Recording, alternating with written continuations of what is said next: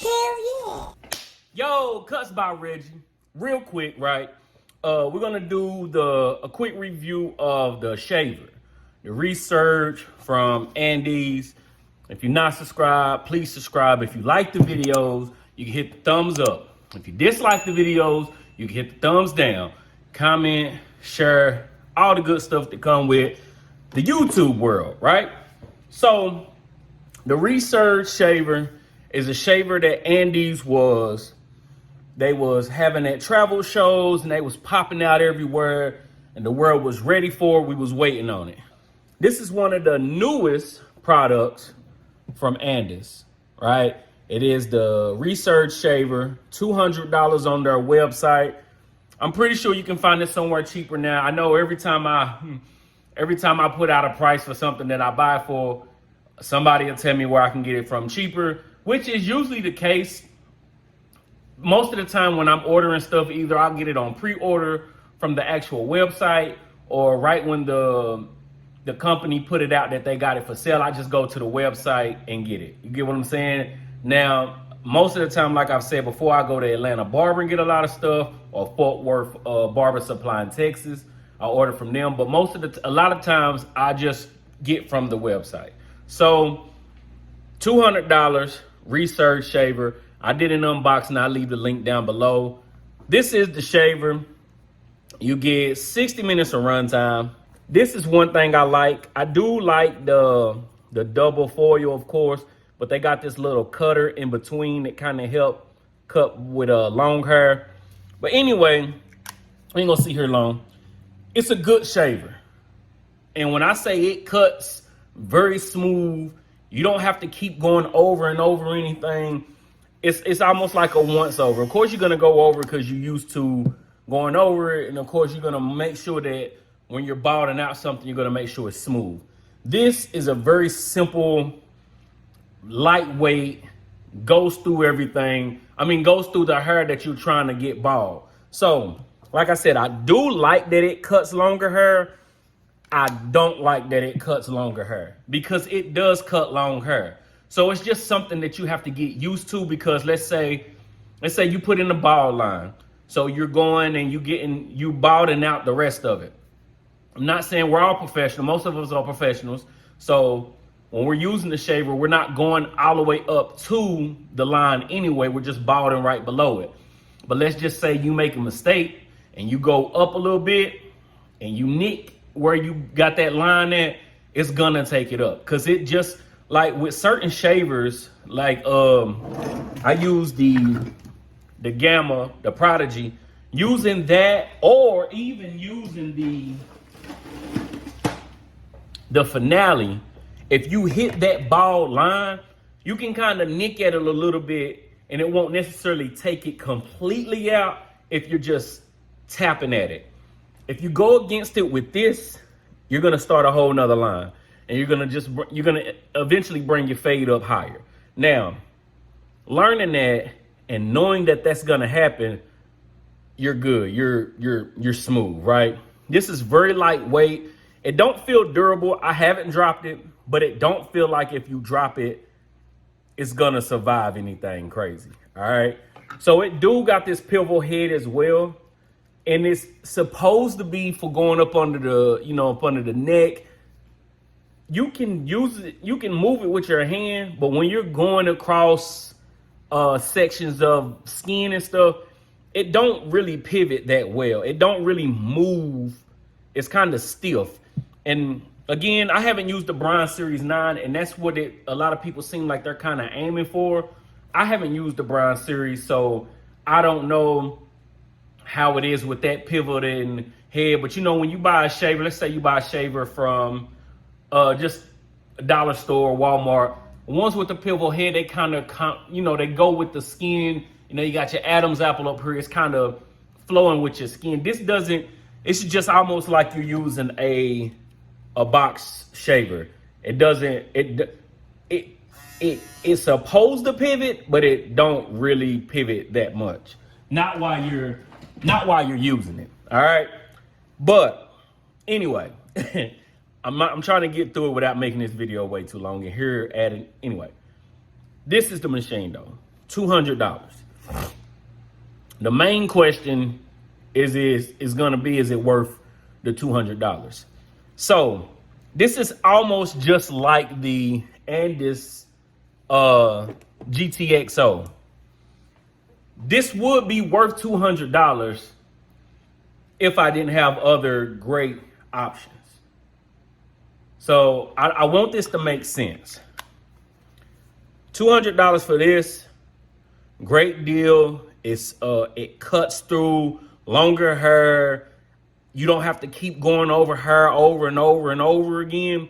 But if you have a babyless shaver, this is pointless to buy. Especially if I have the FX3 at the house. I wish I had it here. If you got the FX3 shaver that's $100 cheaper than this is pointless to buy. If you have a babyless shaver, the silver,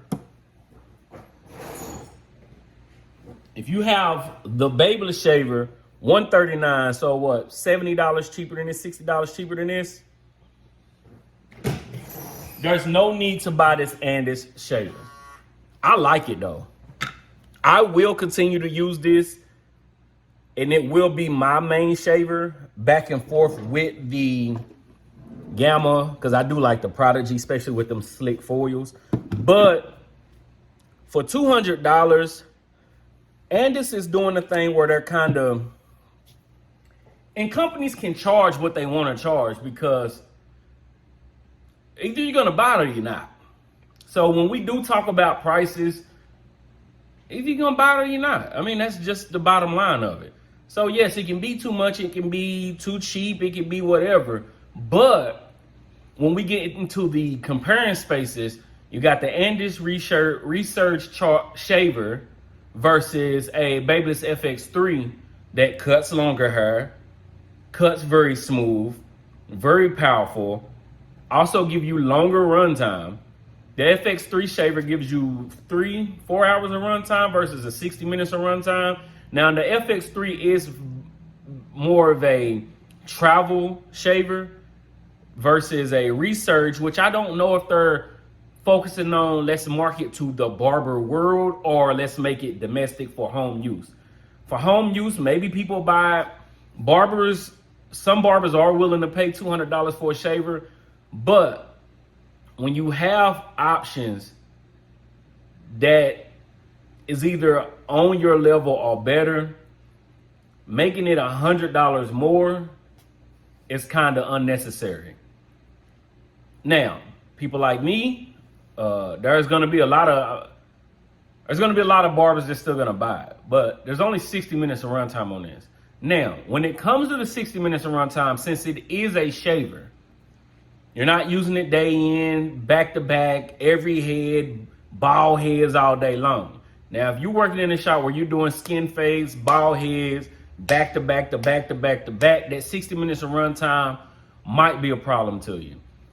If you're not using your shaver all day like that, the 60 minutes is, I know I complained about it, and I still don't like the 60 minutes of runtime because I have a babyless shaver that gives me 3-4 hours of runtime that cuts better than this, or at least on the same level. But that 60 minutes is not a problem. It is what it is. The run times become more of a problem when it gets into a clipper to me. You know what I'm saying? On a shaver, even maybe a trimmer, it's not really that big of a deal sometimes. But for $200, there are no accessories. You should have seen me trying to figure out how to get this off to change the head before I just figured out it was just even doing it now, it just pull off. So you pull off, got the blades on the inside. So like I said, don't pivot that much, supposed to. It's quiet. It lasts though. Is this the best shaver I've ever used? I say between this and the FX3 from Babyless, yes. Is it worth buying?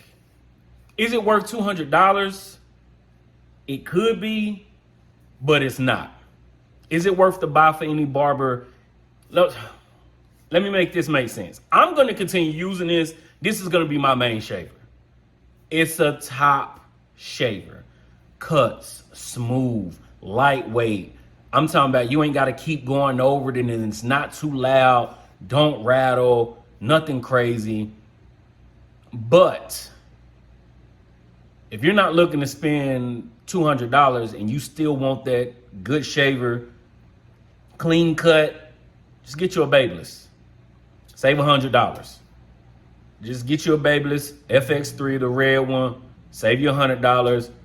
Hell, you can get you a custom shaver on their Barberology app and still come out cheaper than this. So they are at a high point of price wise, but like I say, you're gonna pay for it or you're not.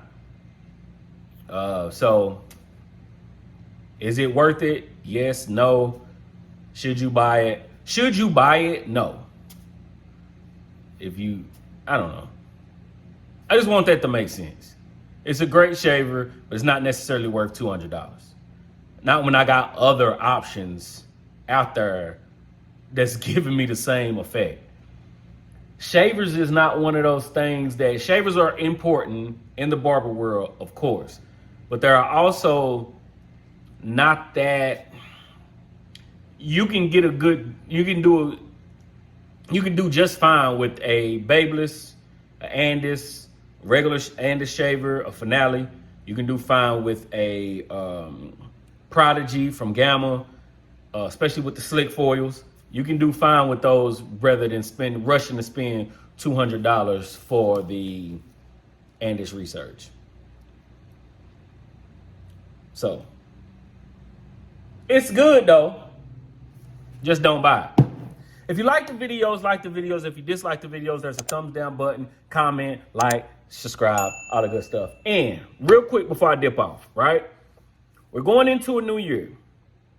And I've seen a lot of people commenting or DMing me that I need more tutorials. I need to add a bunch of stuff and do this. And a lot of it I'm not gonna do. But on the tutorial end, I'm working on getting more tutorials. I just got to work on angles and stuff.